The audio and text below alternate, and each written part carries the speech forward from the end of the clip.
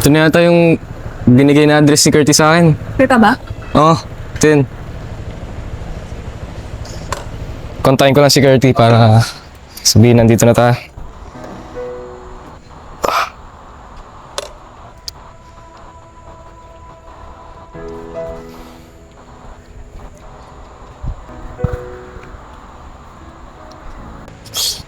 Sumagot. Ayaw? Ayaw. Ano ulit?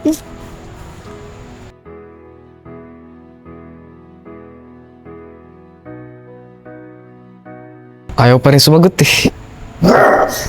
Curtis! Curtis!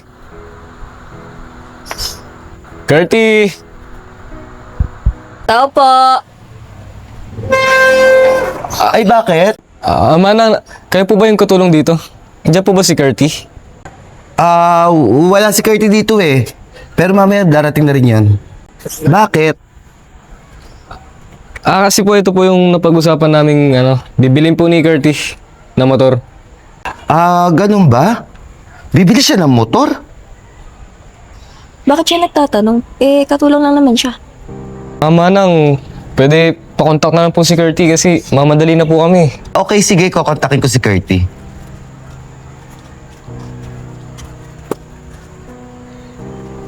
Ate, sino sila? Hinahanap nila si Curtis. At ikaw, bakit suot mo yung damit ko? Tsaka yung mga alahas ko suot mo. Halika nga dito. Ate, sorry. Pinirang ko lang po. Pumasok ka dito. Kailang katulong. Kala ko nga din.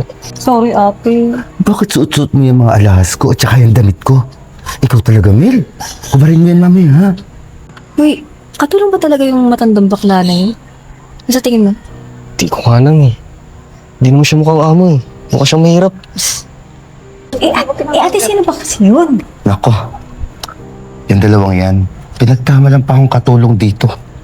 Aba? Ate, gusto mong sigurin. Nako, hindi na. Huwag na. Mapahama ka lang. Iyaan mo na lang sila. Grabe, parang ini-scam lang ata tayo ni Curtis. Tingnan mo yung katulong yun. Mga pangit naman eh. Kaya nga eh. Ano po, gusgusin kong bumihis. Yes, Tinan mo na yung buhok. Di pantay-pantay. mukhang babawin yan eh. Kaya nga eh. Uy! Ito yung gusto kong motor Dito ka na pala, Curtis. Uy, tol! Ito na pala yung bibili mo motor. Astig! Uy, be! Ito yung gusto kong motor Jowa niya pala. Ito yung gusto ko.